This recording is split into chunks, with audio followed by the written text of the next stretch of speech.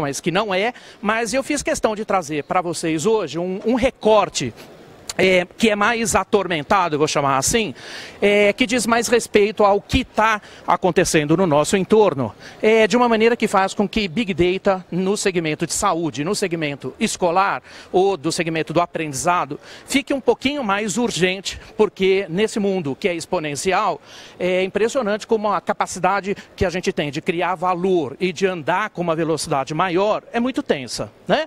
Então, eu fiz esse recorte específico. Não vou falar de programação de Big Data, não vou falar de, bom dia, não vou falar de como a gente estrutura Big Data, mas eu vou trabalhar um pouquinho no mindset que a gente tem que ter para enfrentar essas novas jornadas. Então, em primeiro lugar, não vou passar tudo aqui que eu faço, porque isso é uma loucura, nem eu entendo como eu consigo fazer tanta coisa junto, entre dar aula, entre dar consultoria, entre construir conteúdo, falar em TED, construir um monte de coisa, então deixamos isso para lá. Para a gente seguir nossa jornada, é impressionante como a gente vê que hoje o mundo ele já não é mais o mesmo, Que existe algo que está nos tirando da acomodação, isso é um fato, isso é cada vez mais acelerado e isso faz com que nós, todo o tempo, temos um ambiente onde tudo que a gente faz está sendo testado quanto à geração de valor. Os cenários que nós enfrentamos hoje são de altíssima mutação e eles promovem para nós uma infinidade de reflexos que muito a gente não consegue capturar. Primeiro porque o volume de coisas que acontecem no nosso entorno é absolutamente estonteante.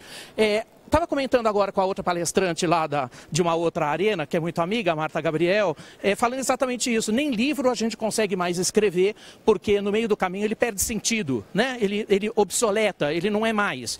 De tão difícil que isso está hoje, Então, esses cenários, que são de altíssima mutação, eles promovem para nós uma infinidade de reflexos, que a gente não tem muitas vezes tempo para parar e observar. Então, que o mundo está mudando com essa velocidade que a gente quase não reconhece, isso é um fato. É uma velocidade tão alta que a gente não consegue capturar todos os ângulos que nos afetam de uma maneira muito geral. Só que o que assusta a todos nós não é nem a questão da velocidade, porque sabemos que velocidade é tudo que nós teremos daqui para frente, mas sim o que está acontecendo, E a velocidade assusta muito porque ela é altamente ressignificante no nosso entorno e isso faz com que toda hora parece que a gente tem que começar uma coisa nova. Se tivesse que fazer um paralelo, há 60 milhões de anos atrás, quando o meteoro, aquele super meteoro caiu na Terra, e os dinossauros morreram, eles não tiveram tempo suficiente para que eles pudessem se adaptar ao novo ambiente. O que está acontecendo com a gente é algo muito parecido com isso, só que nesse paralelo os meteoros são exatamente as tecnologias disruptivas combinadas entre si, que faz com que a gente tenha acesso de uma forma muito rápida a um universo que a gente não reconhece. A gente ainda não teve tempo de sedimentar para poder percorrer esse novo universo. Que nós temos uma batida exponencial, sem trégua, sem parada e sem ponto de chegada, isso é um fato, nós sempre vivemos uma curva exponencial, só que de baixíssimo incremento, e de repente o que acontece, como todo bom cálculo exponencial, você tem uma saída, rápida para a curva, que é altamente significante, quando aí sim os incrementos passam a ser muito significantes. Quando a gente olha inovações versus tempo, por exemplo, a gente vê que essa curva ela é bem marcada, ela é bastante marcada. E se a gente pensa que já viu tudo que vem pela frente, e nosso universo é 2045, pelo menos até onde a gente pode chegar na era da singularidade, a gente vê que essa curva exponencial está ficando cada vez mais de pé. Quando a gente olha população versus tecnologia, a gente leva outro susto, porque de alguma maneira estamos também numa batida até muito mais aguda, que nós vemos que hoje é muito difícil a gente morrer, É muito difícil alguém morrer quando a gente está preso a um novo universo da medicina digital ou da biologia sintética. É impressionante. O Ray Kurzweil já diz que será muito possível a gente discutir eternidade a partir de 2039, Você topa viver para sempre? Não? Está vendo, o ser humano é um ser esquisito, Porque, de alguma maneira, é o único ser vivente no planeta, a única espécie viva que dá significado ao tempo. E mesmo assim, quando a gente sabe que nasce, a gente sabe também que morre e passa o resto da vida no analista. Não é assim? Né? De alguma maneira a gente tem chance hoje de viver mais de 500 anos em menos de 20 e eu morro de pena, né? Brinco que eu morro de pena quando as pessoas vão lá para a Avenida Marginal queimar pneu porque vão se aposentar aos 65. Né? Não, elas vão se aposentar com 420, provavelmente. Né? Nós temos aí uma vida muito mais longa que a gente tem que encarar, vamos chamar assim. Quando a gente olha progresso humano versus tempo, o que está de pé, né? Está ficando cada vez mais de pé, é essa curva que a gente olha do progresso humano versus tempo. O que está acontecendo é que nós temos tempos cada vez menores para experiências cada vez mais significativas em pé, e a gente, de alguma maneira, tem que olhar isso, porque cada vez o tempo vai ficar mais curto e cada vez mais o progresso humano vai ficar de pé. Isso a gente não está acostumado a ver com tanta frequência. Um dos autores que a gente gosta muito, que é o Larry Downes, ele fala uma coisa bem interessante. Ele fala que o ambiente social, o econômico e o político só crescem em escala incremental. Porém, sobre eles todos, só tem a tecnologia que cresce em escala exponencial. Portanto, né, a tecnologia se mostra como o único meio para alterar todos estes ambientes de uma vez só. Ou seja, no social, já vimos aparecimento das redes sociais digitais, isso é um fato. No econômico, nós estamos vendo já uma transformação muito grande, aparecimento das fintechs, aparecimento de outras empresas, bancos digitais, moedas digitais, blockchain vindo com muito peso, com muita força, ressignificando esses universos no entorno. O político estamos começando a ver, temos aí o primeiro exemplo dos Emirados Árabes, Catar também, que já fala que a partir de 2020, toda a plataforma do governo será substituída por uma plataforma de blockchain, né? Ou seja, tudo isso é muito fácil da gente compreender hoje. Que nós estamos em cima de uma tecnologia que ressignifica toda a nossa existência, isso é um fato, né? Isso é um fato inexorável. Quando a gente olha a tradicional dinâmica competitiva versus a disrupção digital, que é um pouquinho disso que a gente está falando, a escala de mudança é algo que a gente nunca pôde assistir até então. O que nós temos dentro disso? Uma amplitude, uma profundidade e uma velocidade exponencial combinadas que nós nunca passamos por isso. Então nós não temos, além de tudo, precedentes históricos para isso que a gente vive. Mas a gente sabe que não ter precedentes históricos vai nos exigir um pouquinho mais de ousadia, um pouquinho mais de conhecimento para a troca do mindset digital, como a gente fala. Não consigo transitar se eu não torno aquilo tudo que eu fiz até então em algo completamente obsoleto. A gente não é treinado para tornar coisas que nós mesmos fazemos em coisas obsoletas, né? É estranho a gente falar isso, né? A gente tem que tornar até a nós mesmos como obsoletos. Quando a gente fala de velocidade de mudança, ela é absolutamente estonteante. É impressionante a velocidade com que nós estamos e ela traz para nós dois efeitos. Uma volatilidade extremamente aguda e automaticamente tudo que nós vemos nessa velocidade é ressignificante. Ou seja, as coisas passam a ter novos significados toda vez que a gente avança um pouquinho nesse terreno. Então, quando a gente não tem muita propriedade em ressignificar coisas com essa velocidade muito alta, o fato é que a gente paralisa no meio do caminho, porque a gente não consegue andar neste universo. Só para você ter uma ideia, porque nós vamos falar de Big Data, a quantidade de dados que hoje, né, pouquíssimos dados, que eu poderia trazer aqui 25 páginas desses dados, né, e não ia ser pouco para a gente ilustrar. Bom, você tem ideia, o YouTube recebe 300 horas de vídeo a cada minuto. Isso é uma coisa de enlouquecer. Até 2018, 2/3 do consumo móvel será em vídeos. Ou seja, a gente hoje, né, tem que ter um tempo muito curto, a gente vai estar sendo impactado muito mais por vídeos. O Google já chegou à marca de 3,5 bilhões de consultas por dia. Você tem uma ideia do que é isso no mundo inteiro? Isso é uma coisa de louco, é uma coisa de enlouquecer.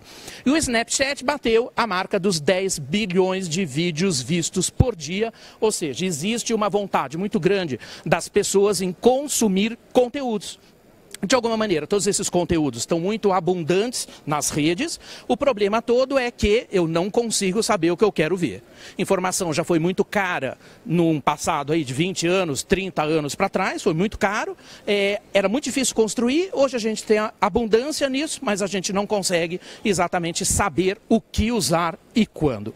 Então, o volume de dados criados nos últimos 2 anos é maior do que toda a quantidade de informação produzida desde a humanidade até hoje. Você tem uma noção? O cérebro humano não é preparado para que a gente possa lidar com essa sobrecarga de informações. Isso é uma loucura.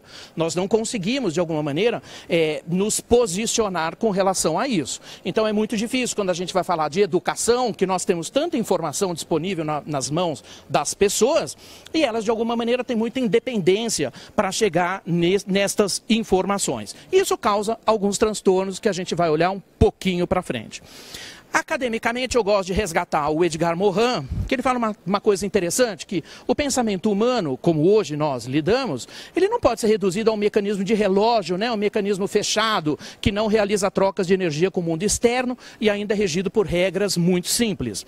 O que acontece é que hoje, de alguma maneira, as empresas e as instituições se voltam muito para dentro, quando tudo do lado de fora muda o tempo inteiro. O que acontece é a inabilidade que as instituições têm de trazer um novo universo e de se ressignificar ao mesmo tempo, a partir do momento que traz esse novo universo, é muito tenso, porque a gente tem um distanciamento muito grande. O cérebro humano, né, ele é escravo da gente. Nós fazemos tudo sempre do mesmo jeito, na mesma pegada, fazemos tudo do mesmo jeito, e isso hoje talvez seja uma das piores coisas que a gente tem quando nós temos universos ressignificantes, né? Ainda o Morin, o que ele fala? Que o universo, o antigo universo, controlava e destilava o tempo. O novo universo é levado pelo tempo. Existe uma distância muito grande. Quando a gente fala no efeito principal que nós temos aqui, que é o lapso do tempo faz tudo envelhecer numa velocidade muito alta. Faz tudo entrar numa escala de obsolescência como a gente nunca viu. Então, o grande efeito do lapso do tempo faz com que a gente tenha que parar um pouquinho e pensar, porque a gente tem aí muitos reflexos. O grande problema do lapso do tempo, ao contrário, ele nos rouba significados, né? A gente tem a cadeia, né, a quadrilha dos estudiosos, né, como a gente chama. A gente está olhando muito de perto isso, porque parece que o mundo enlouqueceu, não é?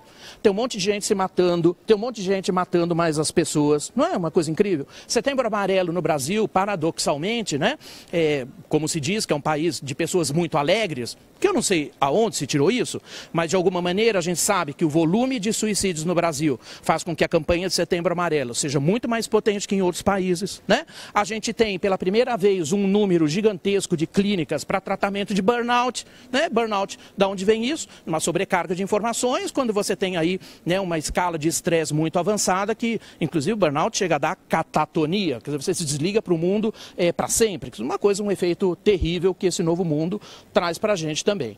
Então, o cérebro humano, ele é bastante limitado, né? Ele precisa de extensores. E neste caso, temos uma evolução numa escala muito acelerada, cada vez mais rápida. Então, de alguma maneira, também precisamos de extensores, tanto humanos quanto extensores tecnológicos. Sozinho, o homem não consegue dar conta desse universo todo que a gente tem pela frente. Por que isso? Porque as pessoas estão consumindo inovações constantes, mudando comportamentos, hábitos e atitudes, ressignificando tudo à sua volta de uma forma completamente independente, buscando os seus próprios caminhos, inclusive na área de educação, por exemplo, como a gente fala, né? E isso causa muitos transtornos para as organizações.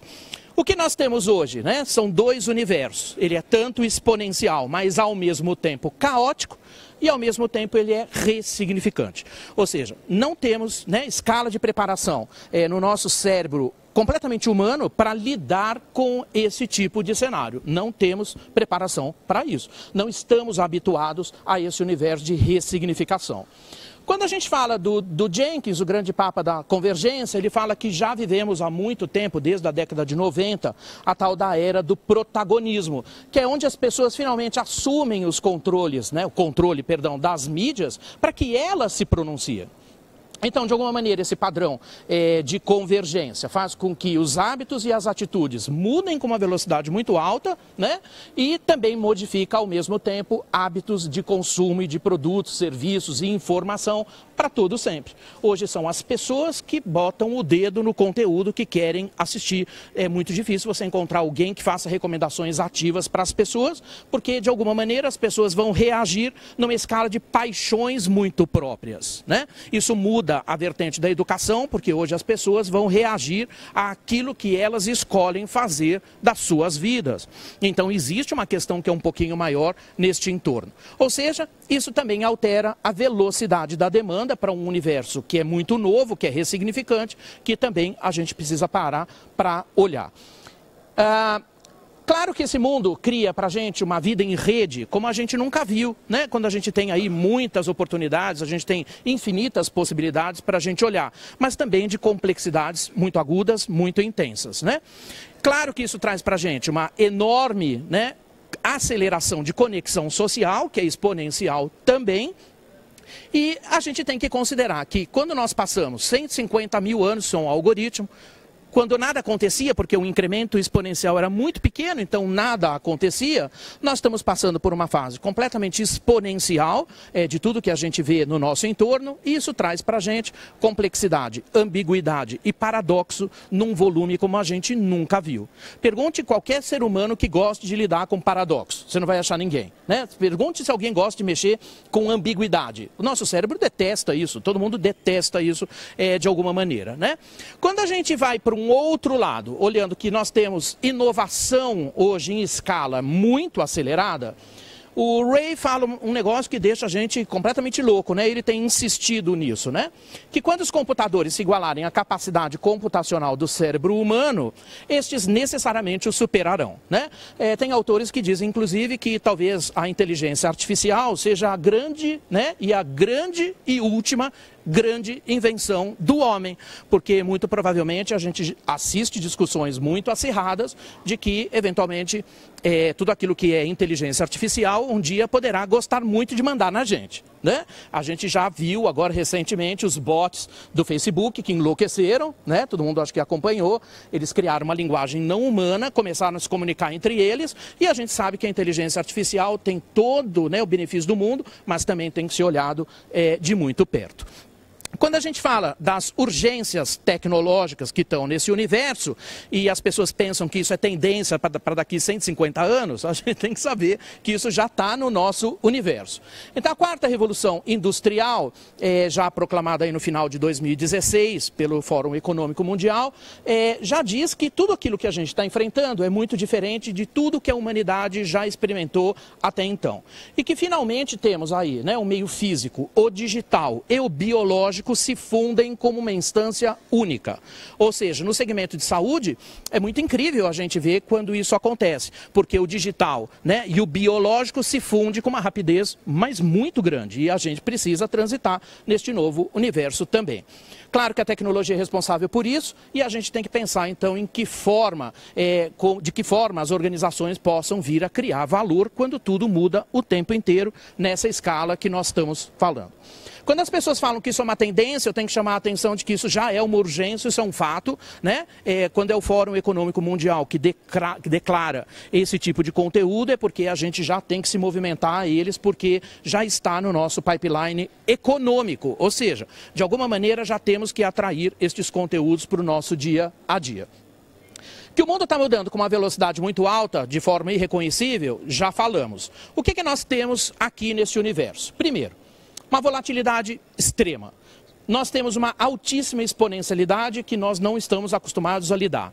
Nós trabalhamos com segmentos completamente desmassificados. Ou seja, a gente hoje faz customização em massa. Eu não posso oferecer mais nada customizado para ninguém. O que acontece nas salas de aula é que os conteúdos são customizados de um jeito, mas eles não atingem a massa do outro lado. Cada pessoa quer um recorte diferente, cada pessoa tem, né, entusiasmo, eu vou chamar assim, por um ângulo diferente, cada um busca uma conexão diferente, cada um tem uma dúvida diferente, cada um tem que, teoricamente, montar o seu próprio conteúdo, porque quando a gente chega com um conteúdo todo pronto, né, todo fatiado por disciplinas, muito provavelmente as pessoas se afastam, porque muitas das coisas que elas vão querer ver, elas não vão encontrar nas suas jornadas, né?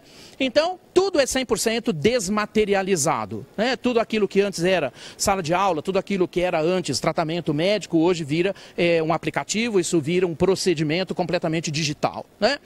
Tudo é desintermediado. Quando a gente fala que professor é intermediário, o professor morre junto. né? E a gente tem falado isso com muita potência. O professor hoje, eu sou professor, me sinto incomodado em falar isso, né? Que o professor foi desmaterializado. O professor nada mais professa. O professor é muito mais hoje um tutor de jornada, é muito mais um acelerador de jornadas pessoais do que qualquer outra coisa. O que a gente faz é empurrar as pessoas nos seus eixos de propósito. Tudo é 100% desmonetizado, que de alguma maneira também a educação fica muito mais barata do que sempre foi e todo mundo passa a ter acesso a conteúdos diferentes em qualquer lugar do planeta, fazendo com que a gente tenha aí uma melhoria do sistema humano como a gente nunca viu. Então os mercados estão, né, completamente crescentes do ponto de vista de obsolescência, os mercados estão em turbulência e eles estão se dissolvendo com uma velocidade muito alta neste entorno.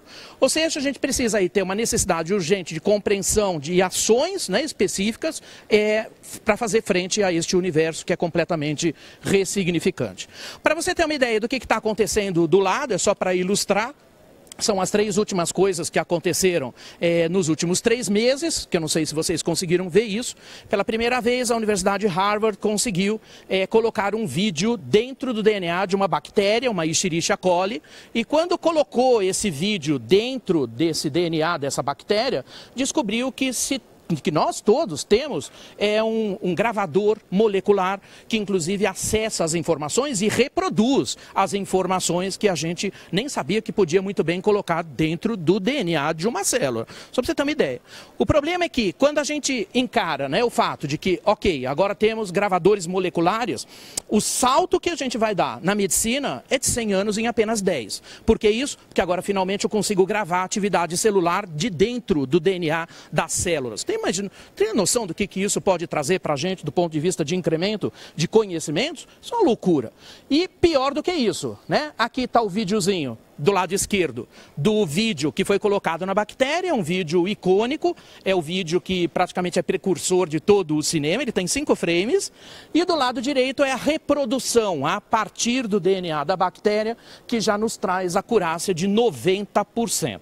Ou seja, isso é uma coisa de enlouquecer qualquer um. Você vai falar, isso é tendência? Não, isso aconteceu agora, né, exatamente no dia 13 de julho passado. Ou seja, a gente nem reconhece esse tipo de coisa, não sei se vocês tiveram oportunidade de ver.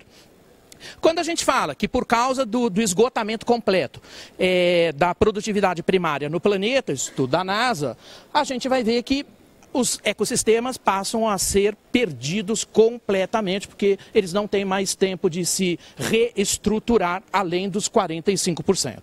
Hoje nós estamos a 40% de comprometimento da produtividade primária e a gente tem que, de alguma maneira, dar proteína animal para um monte de gente, né? Que a gente imagina que vai ter 9 bilhões de pessoas em 2050, comida não vai ter para todo mundo. Como é que a tecnologia reage a esse tipo de coisa? Com carne impressa, carne in vitro, né? E mais do que ter a vaca, né? Você vai consumir um bife. Para os gaúchos isso é a morte, né? Você ter você comeria uma picanha de um bicho que não existe? É esquisito, não é? E mais do que a picanha, né, a gente já tem o frango, já tem o pato, já tem a carne em si e a gente já tem o peixe in vitro, né? E você pode escolher até que tipo de carne você quer imprimir ali, né? Então isso é uma coisa esquisita, né? Porque a gente fala que a gente vai ter um universo ressignificante, mas muito provavelmente o boi também vai ter que passar por um ciclo ressignificante, né? Além de nascer para morrer e virar bife, né? Como a gente fala, a gente brinca com isso, né?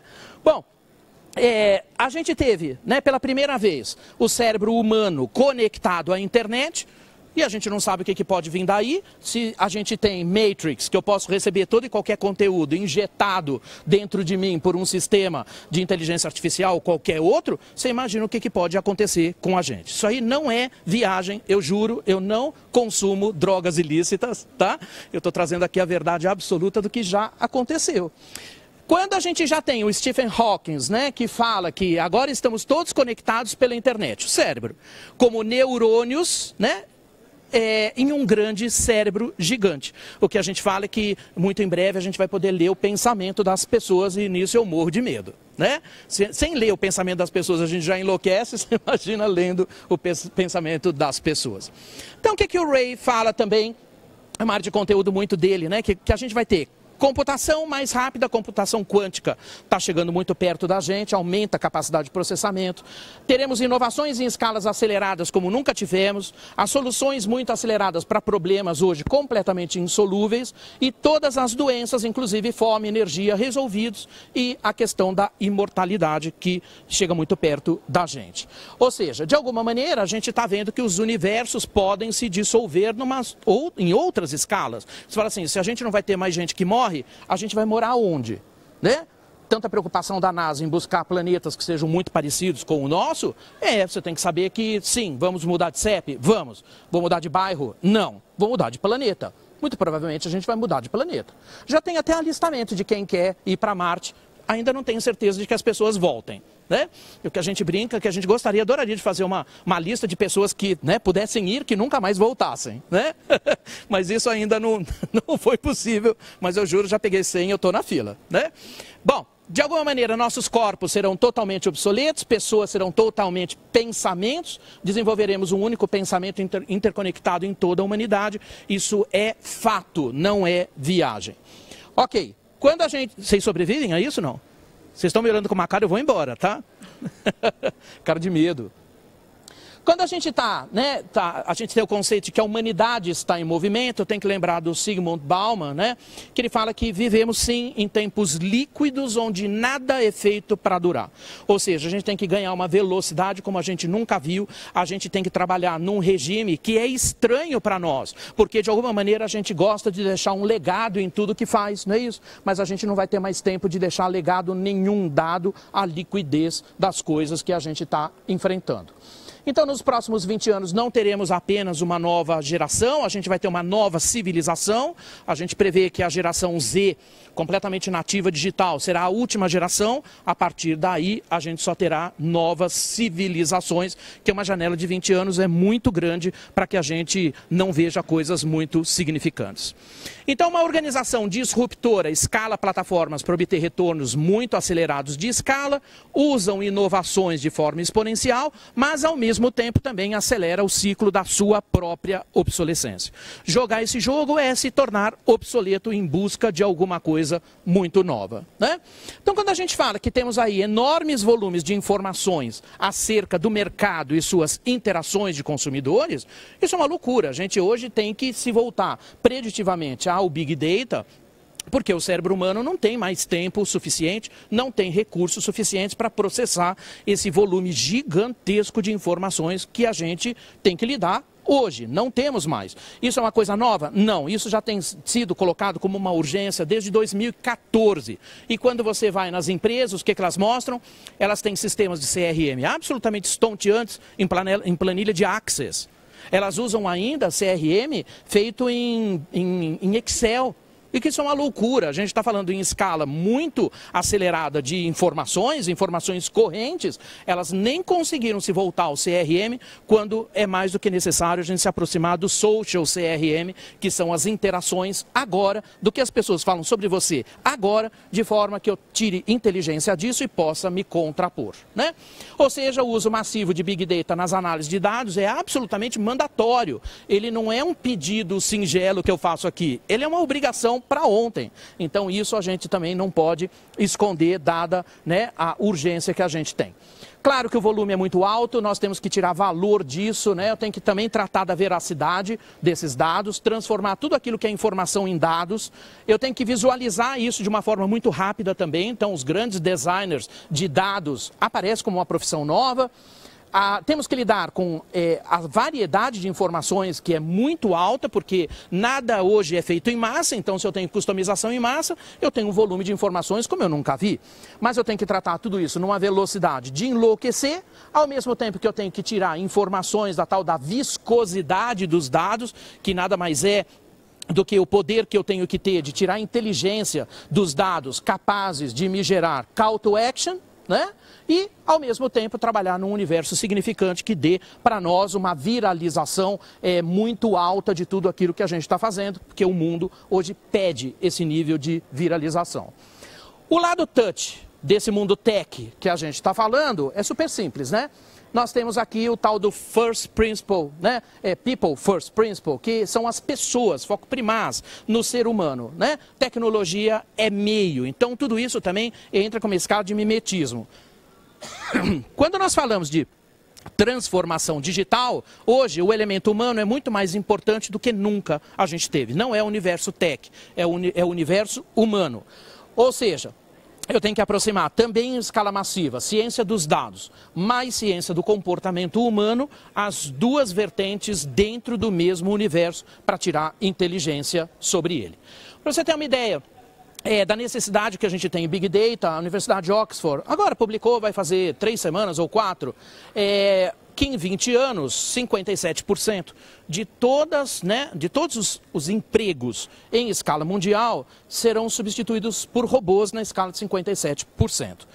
Mas também ele fala que tem muitos jobs nascendo, né? Como por exemplo, psicólogo de robôs, né?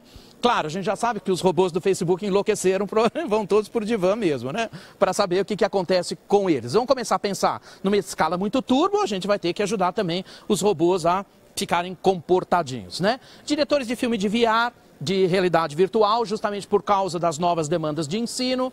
Oitavos, consultores genéticos, claro, a gente vai viver 500 anos, a gente vai precisar ter alguém que trabalhe com, né, depuração genética. Gestores de energia limpa, piloto civil de drones, planejamento de velhice, claro, vou viver 500 anos, tem também alguém que me ajude. 4, designers de lixo. Nós temos os nostalgistas, né, que a gente ainda tem um lado touch muito acentuado, né? Almoçar com os amigos, né? Que teoricamente seria um hábito tech, nós vamos para um hábito touch. Cozinhar para os amigos, né? Cozinhar durante o fim de semana, usar temperos orgânicos, né? Fazer o tal do churrasco que a gente adora fazer todo mundo por causa da conexão humana.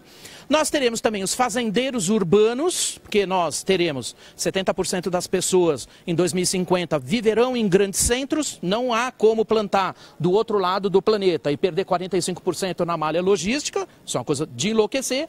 E a primeira profissão que está apontada, que é exatamente o que? O Feng Shui de dados.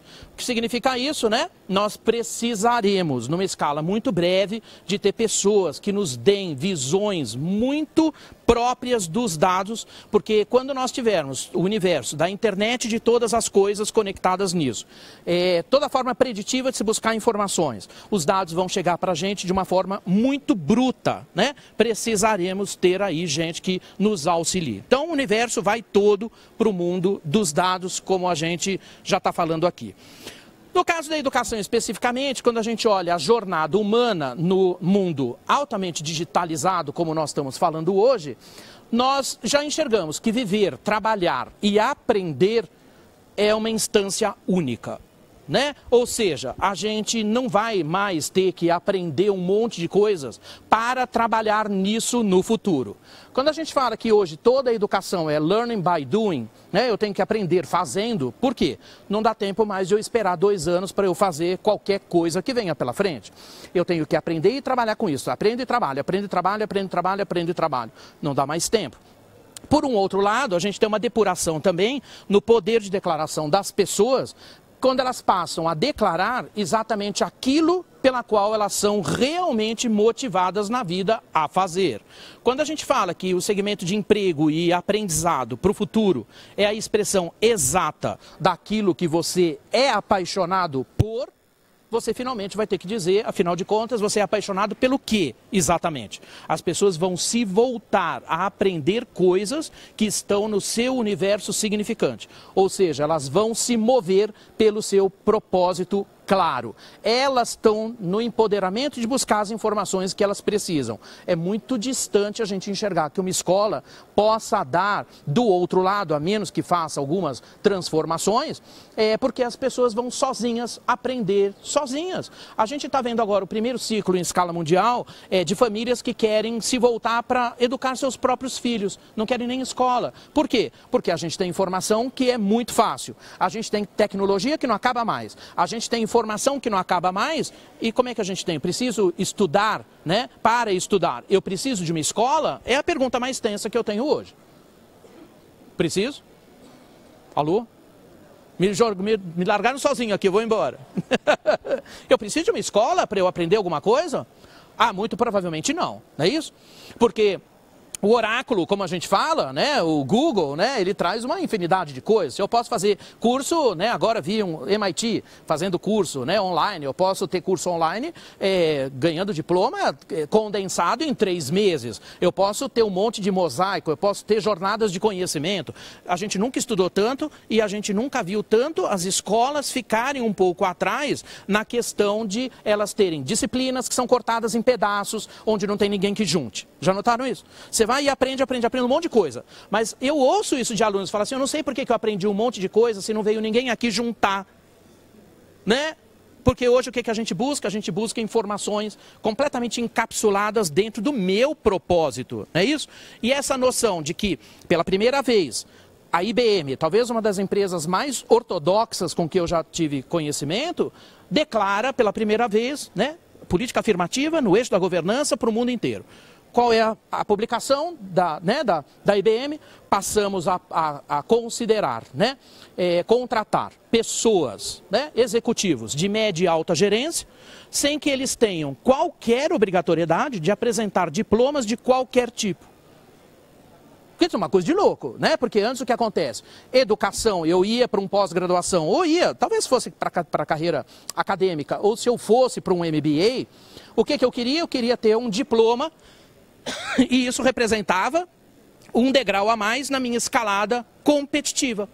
O mundo automaticamente virou completamente colaborativo, os diplomas perdem potência como a gente nunca viu. Você fala assim, as pessoas não querem mais diploma, não posso esperar mais, né? A Singularity University usa isso como base, que fala, olha, a gente não faz curso de 2 anos, você quer fazer um curso de 2 anos aqui? Não será aqui. Por quê? Não formamos gente obsoleta. 2 anos é uma janela de tempo, é uma eternidade. 2 anos está louco, é um novo Game of Thrones inteiro, né? É outro jogo, é outra carga de informação, é outra janela, não temos mais essa janela de tempo. Então, como eu vou viver, trabalhar e aprender, eu tenho pessoas muito mais independentes, mas também, ao mesmo tempo, pessoas com carga de declaração pessoal muito potentes, a ponto delas já dizerem, né, geração Z, primeiras pesquisas de geração Z, nativas digitais, que já declaram, 88% já declara que não trabalharão para as empresas. Né? Ou seja, já saem pessoas completamente aderentes às suas próprias jornadas. A gente, por um outro lado, tem 100 anos onde o modelo de educação é exatamente o mesmo. 100 anos, exatamente o mesmo. Sala de aula, sentadinho, quem está de pé fala, quem está sentado ouve. Né? Quem tá de pé é o dono da palavra, quem está sentado, né, escravo do que recebe, não é isso? De alguma maneira, a gente vê isso explodir hoje em sala de aula, né? As pessoas querem falar muito mais do que aprender, elas querem trocar ansiedades, elas querem trocar uma forma diferente de significado, elas querem que o professor ajude nas suas jornadas de vida, né, que no fundo é uma só. A pegada é completamente diferente do que a gente tem hoje. Então, a gente sempre provoca nesse ponto, né? Porque assistir aula é um ato passivo coletivo, claro. Mas a gente está indo para um universo, né, que é completamente diferente, né? Estudar é um ato ativo individual, é isso? O que as pessoas vão querer fazer hoje? Estudar. Para eu estudar, eu preciso assistir aula? É a grande pergunta. O que vocês acham? Precisamos? Depende, é uma super resposta, né? Hã? Aqui estamos em aula, mas é que eu estou provocando, né? Eu estou no limiar do risco, né? Que eu sei que daqui a pouco vocês vão me encher de porrada aqui. Porque a gente... Ok, exatamente. Porque eu estou trazendo um conteúdo muito novo também, né? Mas tudo bem, a gente precisa assistir aula para aprender? Não, provavelmente a gente precisa de alguma forma estruturante, né? Porque eu vejo isso com muita potência, né? Também profissionais que são muito qualificados, que não têm mais o dom da sala de aula para essa nova demanda, né? Então, do que a gente está falando, né? De que escala de fluidez também a gente está falando? Quando eu vou para os hackathons, né? Eu faço muito hackathon, faço Hakamilk, né? Que já ouviram falar nisso? Não, Hakamilk é maratona de Lean. Quando a gente pega um monte de gente que tem que aprender numa escala muito turbo para mudar tudo agora. Então o milk é para a gente tirar leite de pedra, né? Então a gente faz assim uma moeção, é verdade, uma coisa enlouquecida, né? O Hakka-milk tá louco, dá dor no cérebro no dia seguinte, porque a gente tem que moer para fazer mudança já. Tem o Hakka Thinking, que é maratona da gente pensar.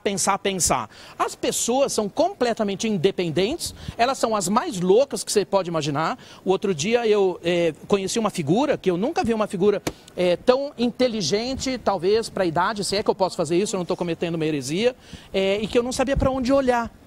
Né? Porque essas pessoas têm uma carga de significado muito alta, e essa pessoa tatuou o branco do olho. Sabe assim? E eu não sabia para onde olhar. Eu ficava assim, olhando. Ele falou assim, eu estou te incomodando, né? Eu falei, muito.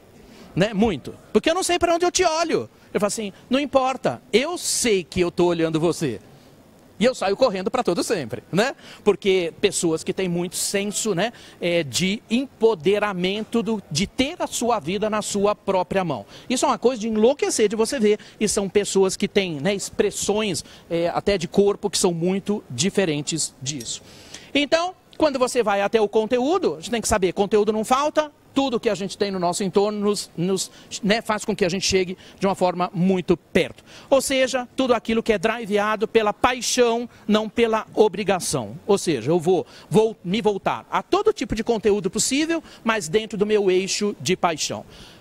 Gente apaixonada estuda o triplo, aprende muito mais rápido do que qualquer um, né? Porque tem um significado muito próprio daquilo que busca. Então, esse mundo novo é de quem? De apaixonados. Apaixonados não tem paciência de esperar 2 anos qualquer coisa acontecer, ok? Tem que ser muito rápido. Bom, de alguma maneira, teremos menos professores, mais tutores, mentores de jornadas individuais, que é uma coisa difícil para uma série de professores. Eu não ensino mais nada, né? Eu até brinco com eles, né? O que eu faço, né? Que eu posso te ajudar jogar você pela janela. Eu sempre falo, né? Eu falo assim, e às vezes as escolas são mais altas, né? A gente está no 15º andar, o efeito é maravilhoso, né? As pessoas têm 14 andares para aprender a voar. O que eu faço? Jogo pela janela. Elas aprendem sozinhas e aprendem com uma velocidade muito mais alta, porque elas são apaixonadas por aquilo. Ou seja, temos que usar muito mais tecnologias ativas. Quando a gente fala do nomadismo digital, nós temos a geração Z, que tem uma altíssima noção de maturidade, tem valores intrínsecos muito arraigados, altíssima influência, né? Eles são verdadeiramente apaixonados e uma noção muito clara de jornada. Ou seja, é um bicho completamente diferente do que a gente já teve que lidar. E aí, a grande questão do mindset, né? Será que a gente consegue se tornar obsoleto de forma preditiva, né? Será que a gente consegue ficar obsoleto querendo ficar obsoleto? Será que a gente está disposto a enfrentar esse novo mundo, né? Antes que esse novo mundo nos reposicione para todo sempre? Essa é a pergunta tensa, né? A gente ouve um monte de explicações pela qual as escolas não conseguem se mover. Principalmente aí, tá bom, pode endereçar para mim, que eu falo mesmo. Que aí eu acho que a gente vai ter que viver um novo ciclo de ressignificação do próprio MEC, né? Porque o MEC não enxerga esses novos ambientes, não enxerga esses novos ambientes, né? Então, muito provavelmente, a gente vai passar por um ciclo em que isso, de alguma maneira, vai ter que ser jogado à mesa para a gente poder discutir numa escala um pouquinho mais ampla, né?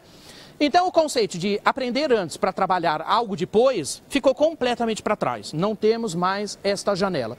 O que a gente faz hoje, né, é o Learning by Doing, onde a gente tem aí as Fab Labs, onde a gente tem os laboratórios, onde a gente tem as sessões de Hakka Thinking, onde a gente pode pensar com muito mais potência, com muito mais significado, muito mais ajustado e de uma forma de aprendizado muito mais turbo do que a gente sempre teve. Eu gosto do Confúcio, porque ele diz uma coisa muito legal, né? Eu ouvi, esqueci. É tudo que a gente fala em sala de aula, o povo esquece, né? Porque aluno invariavelmente me pergunta, né? Acho que pergunta para todo mundo, né? Fala assim, prof, o que cai na prova, né? Porque eles já esqueceram tudo que você falou, né? E eu falo, olha, o que cai na prova? Lágrimas. Né? Muitas, né? Porque eu falo mesmo, né? E o povo fala assim, ah, você é ruim. Não, eu não sou ruim. É porque você está perguntando fazendo uma pergunta que não tem sentido. Eu não sou mais responsável por fazer você aprender. Você tem que ser tão apaixonado que eu é que tenho que segurar você. Ou eu é que tenho que dar vela, né, vento na tua vela para que você descole desse chão. Então eu vi, eu me lembro, né? E eu fiz, eu aprendi. Ou seja, tudo aquilo que eu faço, eu aprendo com uma rapidez muito grande. Quando a gente vê né, já alguns conceitos nos Estados Unidos, que traz o tal do teacherless school, professores sem escola, escolas sem professores, perdão, né? O que a gente está vendo, os professores estão sendo substituídos por inteligência artificial. Eu posso ter um game, né, de 21 etapas, como é assim hoje, e eu cumpro no tempo que eu quiser, eu cumpro na escala que eu quiser. Se eu sou muito apaixonado, eu faço tudo muito rápido, além de tudo usando o tal do game-based, né, education, que faz com que você aprenda com muito mais rapidez. Então nós temos um ensino colaborativo e aprendizagem por projetos. Então, de alguma maneira, aquele universo que a gente ouve, né? Eu ouço isso muito às vezes de instituições, né? Ah, não pode usar telefone e celular em sala. Oi, alô, que mundo você está? Né? Eu sei que os alunos estão lá plugados na internet. Para quê? Primeiro, para saber se o que eu estou falando é verdade. Né? A primeira coisa que eles fazem é checar se eu estou falando verdade. Segundo, quanta gente eu já vi comprando livro enquanto eu estou falando. Baixam arquivos, vão buscar informação paralela. É de uma estupidez que não tem tamanho. Ah, não pode usar celular em sala de aula, eu quero que todos olhem. Né? E aí é engraçado a gente ver isso, porque eu normalmente dou aula para gente que parece missa de corpo presente, sabe? As pessoas ficam ali olhando para baixo. Mas eu já fiz um monte de teste, sabe? Quando eu paro de falar, todo mundo levanta o olho, sabe? Aconteceu alguma coisa que a gente perdeu? Não, pode continuar, né? É porque no velho mundo, eu, professor, tinha que ter toda a audiência cativa para mim, não é isso? No novo mundo, ele está na jornada dele, ele está usando o que eu estou falando para ele dar um salto dentro do conteúdo que ele quer. Ele precisa olhar para mim? Não, às vezes eu nem quero, né? Que vá para a sua própria jornada. Então, esse mundo da bagunça do LabTech, né? Ou esse mundo da bagunça desses jeitos diferentes de aprender, são muito mais profícuos, muito mais independentes, né? Ou seja, eu tenho que ter altíssima interatividade, cognição e colaboração, como a gente nunca teve até então. O que vem na base? O Digital Game Based Learning, né? Onde tudo vai para dentro de um game. E os games, a gente sabe que eles têm umas propriedades muito interessantes para a gente aprender sozinho. Quem gosta de games não larga tão cedo, né? Conhece alguém que começa a jogar às 7 da manhã e termina meia-noite, né? Porque os games têm uma capacidade específica. E a gente traz esse conteúdo da Universidade de Bristol, que mostra isso para a gente, né? Primeiro, games estimulam o cérebro a produzir dopamina. Ou seja, a gente vira uma indústria de dopamina, né? Ou seja, a gente ganha conhecimento em cunha de um jeito como a gente nunca viu. Dopamina orienta a atenção e ajuda a criar conexões entre os neurônios, ou seja, você aprende muito mais rápido, de um jeito muito mais gostoso, né? E sinapses, claro, são base do aprendizado. Se eu tenho carga de dopamina que abre as sinapses, imagina se eu largo algum game de educação que eu queiro, né? Eu não vou largar com uma escala tão cedo, né? Então, a figura do professor morreu, ele nada mais professa, a figura do profeta deu lugar ao grande influenciador, o tutor e ao mentor. É isso que hoje a gente está fazendo com muita potência, né? Mesmo quando eu dou aula no circuito, eu vou chamar tradicional, eu já assumo a figura do tutor-mentor, né? É incrível como eu deixo sala de aula, né, Hernani? E 50% da minha turma vira amigo do Facebook, né? Porque eles ficam depois me perguntando, né? Me dá uma recomendação, não entendi isso, né? Me ajuda com isso. A gente vira uma quadrilha. Então, se esse mundo é o hashtag somos uma quadrilha, essa quadrilha colaborativa hoje tem muito mais peso, né? Bom, de alguma maneira, a gente tem que saber que educação é uma emoção, é uma experiência, não é um diploma. A educação para a competição no mundo do emprego morreu. A educação está a serviço da colaboração e do trabalho. Trabalho e emprego têm cargas completamente diferentes. Eu posso morrer de trabalhar sem ter qualquer emprego, não é isso? Ainda vou ser muito mais feliz, tendo muito mais chefe, né? E ainda tendo que ser muito mais ressignificante. Primeiro, porque a gente continua falando o que a gente sempre falou e as pessoas ainda pagam pra gente, né? Que é uma coisa incrível. E segundo, que a gente ganha uma independência de colaboração também muito mais alta. Desculpa, alguém estava fotografando, eu vi. Não? Deu tempo? Ok. Bom, o tecido biológico é um sistema computacional como qualquer outro, que é o que diz o Harari, né? Quem não leu pode ler, né? O Homo sapiens e o Deus, né? Jesus Cristo, escala turbo, né? E isso faz com que, no segmento de saúde, para fazer um recorte breve, eu possa usar numa escala muito acelerada no sistema administrativo e da própria saúde. Por quê? De alguma maneira, melhora o cuidado dos pacientes, melhora o índice de alta, melhora a prescrição médica e tratamentos, melhora monitoramento, a gente tem um monte de benefícios, aumenta diagnósticos antecipados. E eu já vi na Universidade de Heidelberg, pela primeira vez, lençóis para pacientes de hospital que não precisam ser lavados nunca mais, que são feitos de tecidos tecnológicos e nanotecnológicos, porque nada adere nesses tecidos. E pior do que isso, além de você não precisar mais lavar, que eu vi matéria do Fantástico ontem, né, provavelmente já são lençóis tecnológicos, né, nanotecnológicos, né, mas esses não são, né, esses não são. Isso é cara de pau mesmo, né, porque não trocaram os lençóis. Mas de alguma maneira o que fazem esses lençóis também? Eles capturam os dados do paciente pelo contato, e por internet das coisas, o que ele faz? Projeta os dados vitais dos pacientes no teto. Camas robóticas, sabe exatamente quando levar as pessoas fazer exame. Né? Chegou 3 horas da tarde, tem que fazer uma tomografia, a cama te leva para fazer exame. Isso é uma coisa de enlouquecer. Né? E isso está muito mais perto da gente do que a gente pode imaginar. Então a gente tem também altíssima fluidez nas informações e na análise dos dados. É impressionante que com toda essa tecnologia que a gente tem aportada, eu não consigo ter um prontuário único na nuvem, não é isso? Toda vez que eu vou visitar o médico, eu tenho que contar a mesma novela sempre. Já notaram isso? Que é uma coisa absolutamente estúpida, né? Nesse mundo tecnológico, isso é uma coisa absolutamente estúpida. Bom, trabalhando ainda com as novas plataformas, o que a gente tem também colado nisso? Uso massivo de realidade virtual, realidade aumentada, IoT, internet das coisas, internet das nanocoisas, internet para as coisas, gamificação total, robótica e impressoras 3D, 4D, né, como a gente nunca viu neste entorno. No segmento de saúde, o volume de impressoras 3D, imprimindo orelha, imprimindo nariz, imprimindo órgãos, né? A gente já tem até estudos de órgãos que serão transformados em chip, né? Que dizem que no sábado vai ser tudo de bom, né? Que no domingo eu vou lá no Xing Ling e compro um fígado novo, né? E troco, provavelmente vou ter um slotzinho aqui, vou lá e troco meu fígado, né?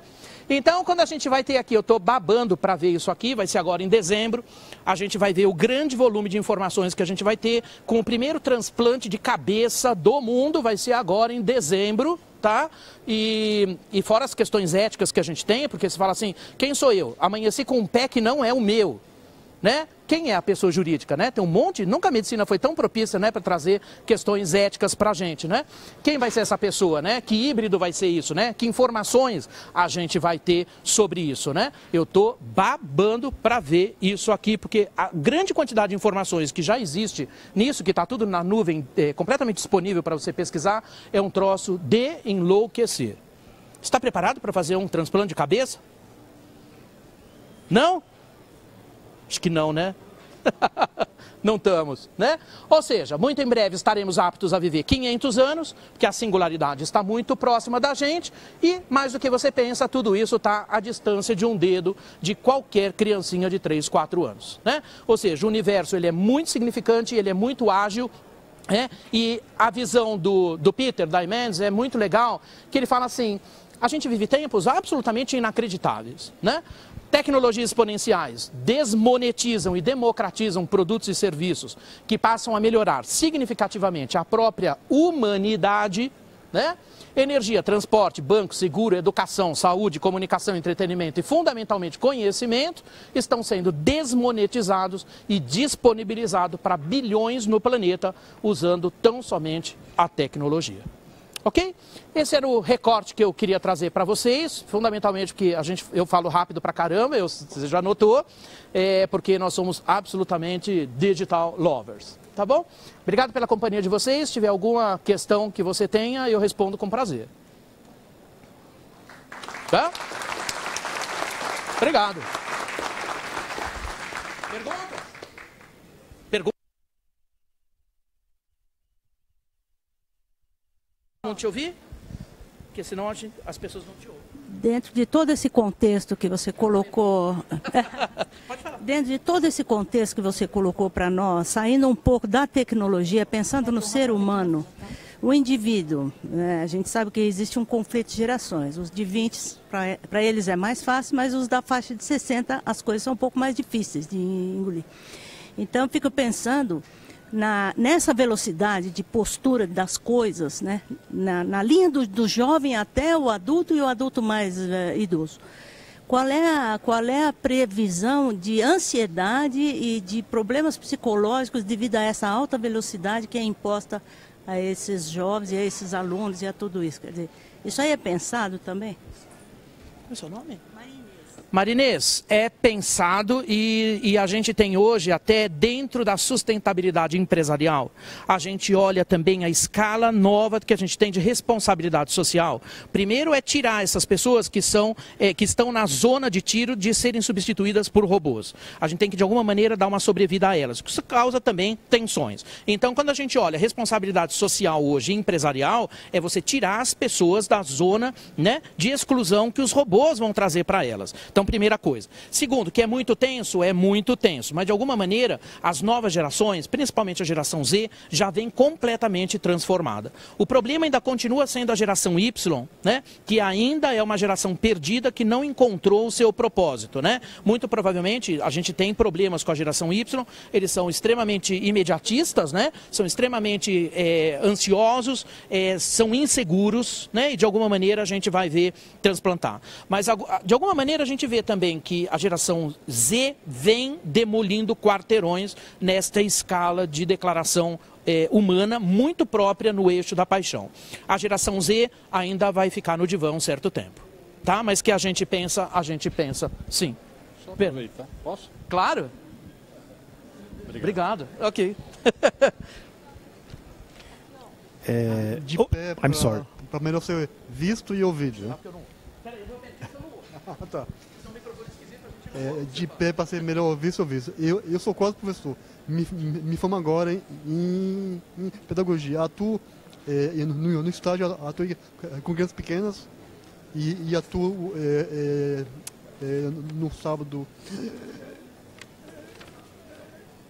no grupo de jovens que eles falam muitas gírias, usam os termos que eu sou analfabeto digital, ainda não domino. E quando eu estou aprendendo, muda os nomes das gírias, né?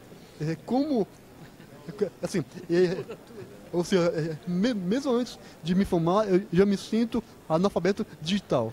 Como um professor pode lidar com essas novas gerações daqui a 20, 30, 50 anos? Qual é o seu nome? João, primeiro, a gente vai ajudar você. O que a gente faz com você? A gente joga pela janela junto, né? A gente vai tudo junto pela janela abaixo. Alguém disse em algum tempo que o professor tem que ser um cara sério, né? E que a gente não pode falar gíria, que a gente não pode falar palavrão, né? Tem um monte de coisa assim. Nesse universo eles falam muito mais coisas do que a gente pode imaginar. Se a gente não for numa confluência igual, isso não significa falta de respeito, a gente tem que de alguma maneira adotar um formato que a gente usa muito, que é o hashtag se joga, né? Experimenta um pouquinho sair da tua zona de conforto, que é ser mais encaixotadinho, sabe? Você se aproxima com muita rapidez desse novo universo. E eu vou te dizer um negócio, é viciante, tá? A gente não tem que parecer sério. Tudo bem? Tá? Te ajudei ou te enrolei? Tem uma pergunta ali. E a última, né? Eu vou lá.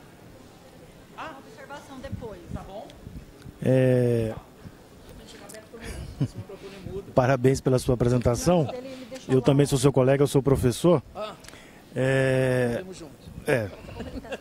E aí, a minha grande questão é o seguinte: esse futuro, aliás, o que foi exposto já não é mais futuro, é presente. A minha pergunta é: como é que as instituições universitárias elas vão conseguir fazer essa transição? Porque da forma como eu vejo hoje a educação, daqui a pouco as universidades como nós conhecemos, elas serão prédios fantasmas. Então eu queria que você discorresse um pouquinho mais de como que as instituições devem se preparar para esse próximo passo, para essa transformação. Qual é o seu nome? Meu nome é Leonardo. Leonardo, a gente está vendo hoje as empresas de ensino se moverem, mas com uma rapidez muito grande também. O que acontece é que entre deixar tudo aquilo que elas fizeram uma vida inteira para ir para um novo universo de algo que elas não conhecem, em curso, É muito difícil de fazer, é muito difícil de fazer. Primeiro porque você tem que trocar a roda desse trem com ele completamente em movimento. Mas, de alguma maneira, também a gente já viu que a gente já tem apagão de receita dentro das universidades, ok? Nunca foi tão difícil a gente montar um curso de MBA. Nunca está tão difícil a gente montar um curso qualquer, né, de longa duração. Ao contrário, está todo mundo indo para o EAD, está indo todo mundo para outras feições e para outras escolas que são mais disruptivas, onde você tem drops, né? Ou seja, escala de conhecimento concentrada em pequenos módulos, na tecnologia de mosaico ou de jornada de conhecimento, que são as duas coisas que a gente vê hoje acontecendo muito, mas onde os alunos não têm uma obrigatoriedade de ficar 2 anos aprendendo alguma coisa, simplesmente para ter uma chancela de ser competitivo no mercado de trabalho. Quando o mercado de trabalho já não olha isso mais, porque no mercado de trabalho também a gente tem outras confluências muito agudas, o que eu olho nas pessoas não é mais currículo, né? Quando a gente tem falado, se você ainda gasta tempo para corrigir currículo, você perdeu um tempo precioso. Porque na realidade hoje o que as pessoas nas empresas contratam é o poder de hackeamento das pessoas. Tudo aquilo que eu fiz no passado morreu. Se eu não me torno obsoleto também, eu não consigo ressignificar para frente. E as pessoas continuam falando de currículo. Quando a gente tem um universo que nada tem precedentes históricos, é impressionante como as pessoas ficam falando do passado, do que elas fizeram, não é? Ah, eu fiz isso, eu fiz aquilo, eu fiz aquilo. Não me interessa saber o que você fez. Me interessa saber como você reage daqui para frente.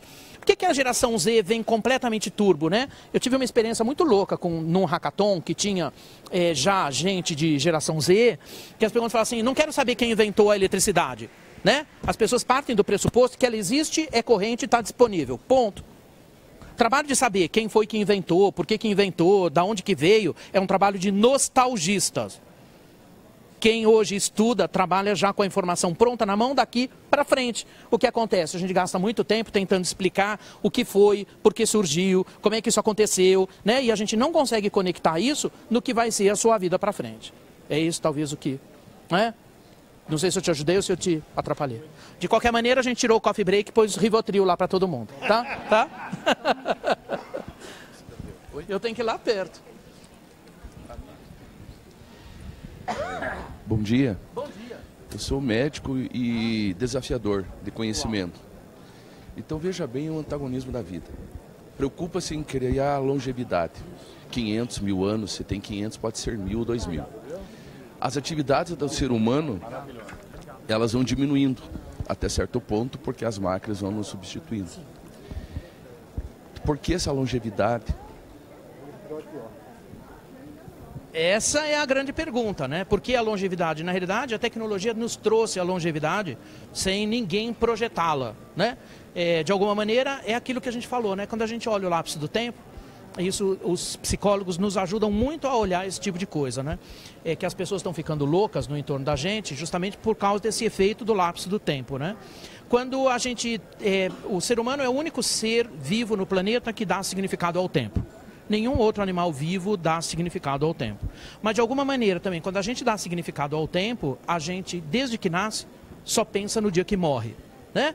Isso é um fato corrente, estudo lá do Mohan, a gente ouve muito essas questões, dessas preocupações. Ao mesmo tempo, quando você vai ter todo o tempo do mundo para você viver, as pessoas não querem. Elas não querem morrer amanhã, né? Mas quando você fala que elas vão viver uma eternidade, elas também não querem, né? É um paradoxo. Nessa área aqui do conhecimento, tudo que não falta é paradoxo.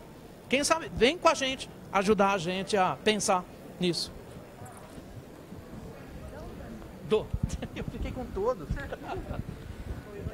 tarde, Já? Só com relação ao pagamento dessa conta, né? Eu estou representando o plano de saúde, essa vivência de 500 anos e essa tecnologia cada vez mais rápida.